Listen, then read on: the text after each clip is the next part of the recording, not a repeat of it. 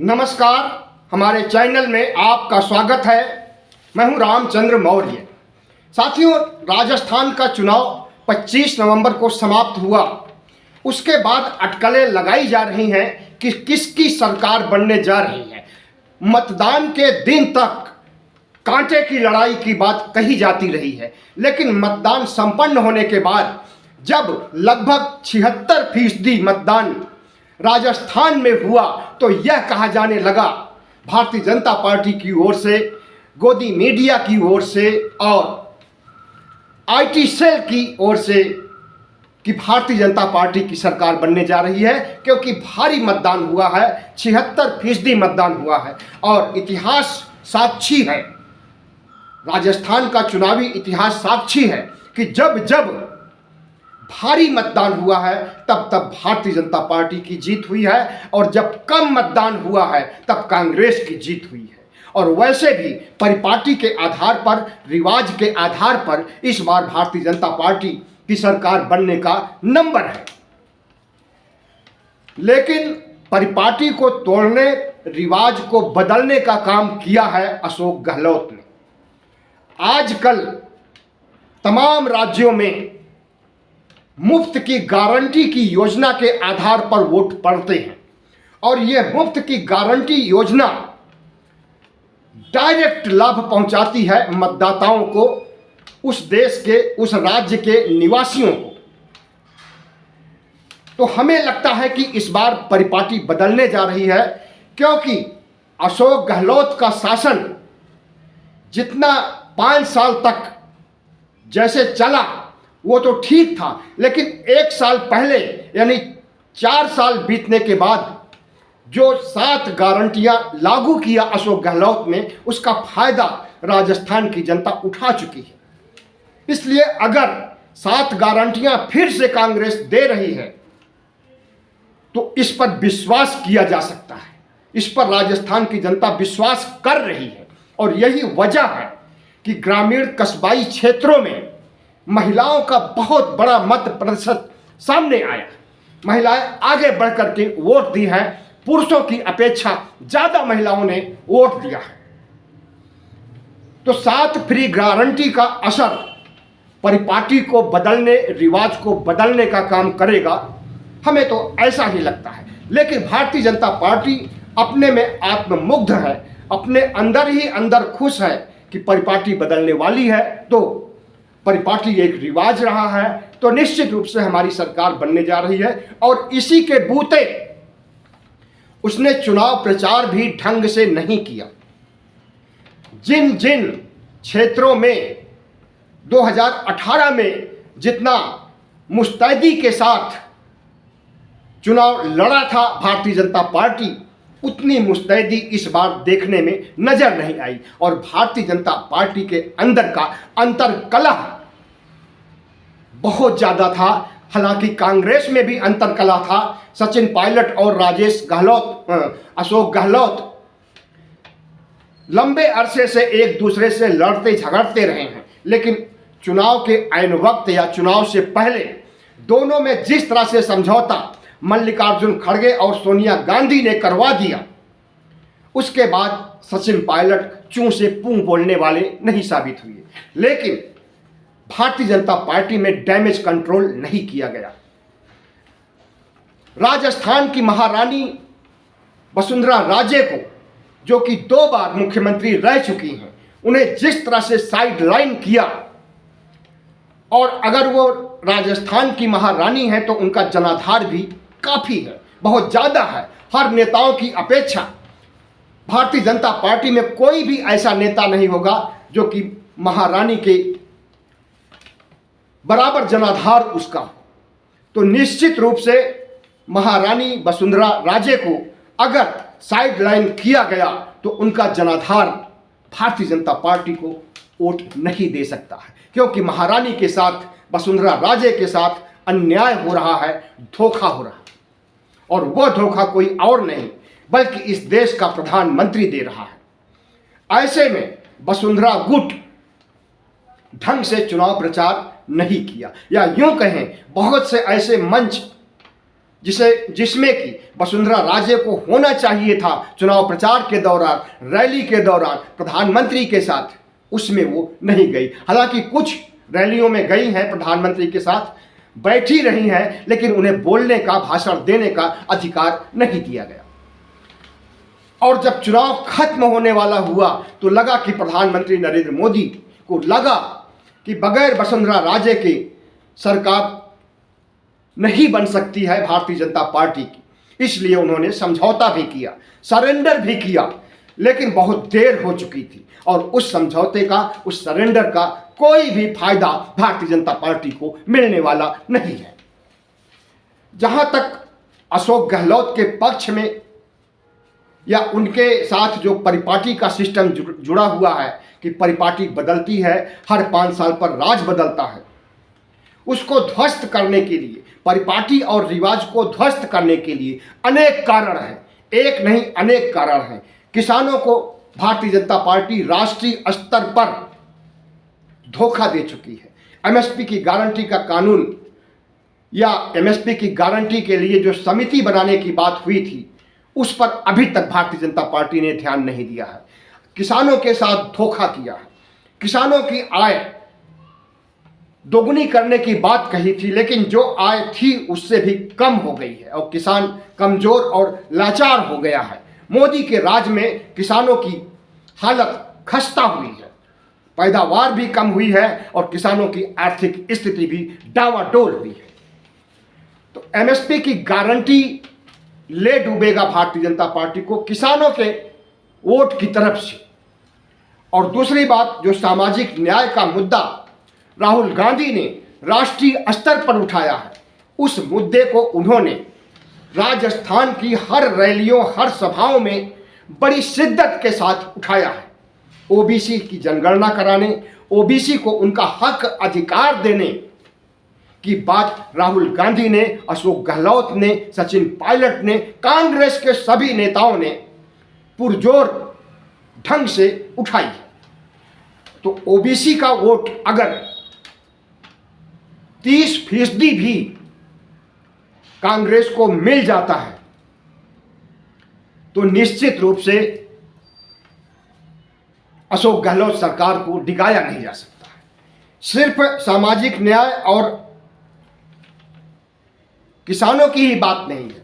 मुफ्त इलाज चिरंजीवी योजना के तहत राजस्थान में अशोक गहलोत सरकार ने 2018 में 25 लाख तक का इलाज मुफ्त में करने का राजस्थान वासियों का वादा किया था और बहुत से इलाज कराया भी, लोगों ने उसका फायदा भी उठाया।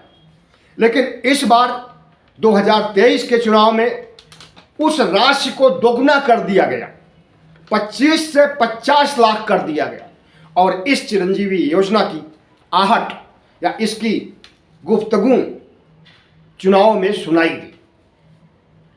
हर क्षेत्रों में चिरंजीवी योजना की सराहना की गई और अशोक गहलोत के गवर्नेंस, सुशासन में चिरंजीवी योजना को एक रामबाण के रूप में देखा गया। गोदी मीडिया भले ही हल्ला बोल करके भारतीय जनता पार्टी को जिताने का काम करे, अखबार जो कि विज्ञापन लेकर के या पेड न्यूज छापते हैं, वो चाहे भले ही पैसे लेकर के या बिकाऊ मीडिया बन करके गलत खबरें छापे, लेकिन जो सच्चाई है उसे छिपा नहीं सकते। राजस्थान में जितनी लोकप्रियता आज की तिथि में अशोक गहलोत की है, उतनी लोकप्रियता किसी भी नेता की नहीं है, यहां तक कि वसुंधरा राजे की भी नहीं है। इलेक्शन के दौरान ओपिनियन पोल में एक सवाल पूछा गया था कि राजस्थान के कितने प्रतिशत लोग अशोक गहलोत को फिर से मुख्यमंत्री के रूप में देखना चाहते हैं, तो 58% लोगों ने अशोक गहलोत को फिर से मुख्यमंत्री बनाए जाने की बात कही थी। 58% बहुत होता है। 58% का मतलब है कि 50% से अधिक वोट कांग्रेस को मिलने वाला है और उसका संकेत भारी भरकम मत प्रतिशत से मिल चुका है। अगर इस पर भी किसी को विश्वास नहीं है तो क्या किया जा सकता है। लेकिन इतना जरूर है कि भारतीय जनता पार्टी का अहंकार इसे ले डूबने वाला है, राष्ट्रीय स्तर पर भी और राजस्थान के स्तर पर भी। राजस्थान में उसे यह आभास था कि रिवाज बदलेगा, परिपाटी बदलेगी, हर 5 साल पर सरकार बदलती है तो इस 5 साल पर भी बदलेगी। यही अहंकार उसे ले डूबने वाला है राजस्थान में। अगर 76% मतदान हुआ है तो निश्चित रूप से कोई त्रिशंकु सरकार नहीं बनने जा रही है। एक भारी त्रिशंकु का तो वैसे भी कोई अवसर नहीं था, क्योंकि कांग्रेस और भारतीय जनता पार्टी के अलावा तीसरी कोई बड़ी पार्टी नहीं थी। तो जिसकी सरकार बनेगी वो हमें लगता है कि 115 प्लस ही रहेगा। भले ही ये लोग 135 का 150 का आंकड़ा अपने अपने फेवर में बताते हों, लेकिन उस पर विश्वास नहीं किया जा सकता। हमें लगता है कि 125 या इसके आसपास सीटें रहेंगी जिसकी सरकार बनेगी। और ज़्यादा उम्मीद ये है कि भारतीय जनता पार्टी की नहीं बल्कि कांग्रेस की सरकार बनने वाली है, क्योंकि जितने भी विश्लेषण गोदी मीडिया के अलावा आ रहे हैं, खास करके यूट्यूब चैनल्स के वरिष्ठ पत्रकार पुण्य प्रसून वाजपेयी हुए और दीपक शर्मा हुए, आशुतोष और भी पत्रकार हैं, अजीत अंजुम का भी नाम लिया जा सकता है। इन लोगों की जो ग्राउंड रिपोर्ट है उसे आप देखिए तो पता चलेगा कि कैसा विश्लेषण है और कौन जीत रहा है। हाँ, इतना जरूर है कि इस चुनाव में गुर्जर मतदाता अशोक गहलोत के खिलाफ गए। उसकी वजह थी कि 2018 के चुनाव में जिन गुर्जरों ने सचिन पायलट को और उनकी टीम को जिताया था, ज़्यादा से ज़्यादा सीटें दिया था और उन्हें उम्मीद थी कि सचिन पायलट को मुख्यमंत्री बनाया जाएगा, उन्हें मुख्यमंत्री नहीं बनाया गया। और इस बार के लिए भी कोई उम्मीद नहीं है कि सचिन पायलट को मुख्यमंत्री बनाया जाए। इसलिए गुर्जरों ने एक मुश्त वोट भारतीय जनता पार्टी को दिया। लेकिन सिर्फ एक समुदाय के वोट से किसी पार्टी की जीत या हार नहीं हो सकती है। अगर देखा जाए तो जाट वोट कांग्रेस को मिले हैं। पश्चिमी उत्तर प्रदेश के कुछ जाटों का वोट छोड़ करके पूरे राजस्थान का जाट वोट कांग्रेस के पक्ष में वोट दिया है। और जहां तक जातिवाद की बात है तो जातिवाद अब राजस्थान में भी शुरू हो चुका है, उत्तर प्रदेश और बिहार की तरह। सैनी, माली, कुशवाहा, मौर्य समाज की कम्युनिटी वहाँ बहुत कम है, लेकिन अशोक गहलोत उसी कम्युनिटी से आते हैं, उसी माली समाज से आते हैं और उनकी जाति के लोगों ने भी इस बार बढ़ चढ़ करके रैलियां की और अशोक गहलोत का चुनाव प्रचार किया। जाट, गुर्जर, माली, सैनी और राजपूत सभी जातियों ने जातिवाद का एक नया रूप पेश किया, जिसका फायदा भारतीय जनता पार्टी को भी मिल सकता है और कांग्रेस को भी। लेकिन हमें लगता है कि कांग्रेस की तरफ ज़्यादा झुकाव है जातीय वोटों का, क्योंकि ओबीसी का मुद्दा बहुत छोटा मुद्दा नहीं है, बहुत बड़ा मुद्दा है।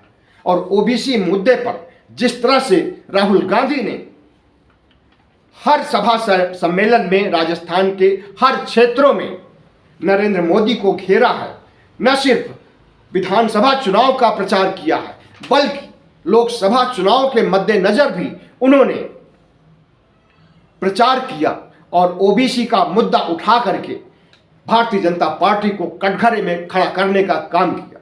इसका फायदा जरूर कांग्रेस को मिलेगा। समीक्षकों विश्लेषकों का कहना है कि भारतीय जनता पार्टी में ऑपरेशन लोटस चलाया जाता है। अगर कांग्रेस से 5 सीटें कम भी रहेंगी तब भी भारतीय जनता पार्टी सरकार बनाने का दावा राज्यपाल के पास पेश करेगी। और जितने भी निर्दलीय हैं या बागी विधायक जो चुन करके आएंगे, जिन्होंने कि कांग्रेस पार्टी से बगावत की, भारतीय जनता पार्टी से बगावत की, इसलिए कि उन्हें टिकट नहीं मिल सका, वे बागी विधायकों का साथ ले करके उसमें से जो जीतेंगे उनका नाम ले करके भारतीय जनता पार्टी हारती रहेगी, 5 से 10 सीट तक भी हारती रहेगी, तो अपना दावा वो पेश करना चाहेगी। क्योंकि राज्यपाल को नरेंद्र मोदी ने नियुक्त किया है केंद्र सरकार की ओर से, इसलिए राज्यपाल को भारतीय जनता पार्टी की बात माननी ही पड़ेगी। और जब बागी विधायकों का, निर्दलीय विधायकों का लेटर लिखवा करके राज्यपाल के सामने प्रस्तुत करेंगे, तो भले ही कांग्रेस सीट के मामले में ज़्यादा रहे, उसे राज्यपाल नजरअंदाज करेंगे। और इतना निश्चित है कि जिसकी एक बार सरकार बन जाएगी, भले ही उस पार्टी के वोट प्रतिशत कम हो, भले ही उस सीटें कम हो, वो सरकार गिर नहीं पाएगी, क्योंकि उसको सहारा देने वाले निर्दलीय और बागी विधायक खड़े हो जाएंगे। लेकिन हमें नहीं लगता है कि इसकी नौबत आएगी, क्योंकि जिस तरह से आहट मिल रही है चुनाव संपन्न होने के बाद, हर क्षेत्रों से जो खबरें आ रही हैं छन छन करके, और जो कांग्रेस का अपना अंदरूनी सर्वे था चुनाव के पहले का और चुनाव के बाद का, उससे भी अशोक गहलोत ने कहा है कि चुनाव के समय में एक अंदरूनी वेव चल रही थी, अंदरूनी लहर चल रही थी कांग्रेस के पक्ष में, बाहर नहीं दिखाई दे रही थी, लेकिन अंदर ही अंदर लहर चल रही थी। और कांग्रेस की भारी जीत होने जा रही है, सिर्फ 100 सीटों पर नहीं, उनका तो कहना 135 सीटों का है, लेकिन हमें नहीं लगता कि 135 सीट पर कांग्रेस जाएगी या बीजेपी जाएगी। हमें यही लगता है कि 100 से 115 सीट के बीच कांग्रेस हो सकती है, अगर 7 गारंटियों का असर होगा, अगर जातीय समीकरण का असर होगा, अगर कांग्रेस के पक्ष में अंदरूनी लहर चलती रही होगी तो।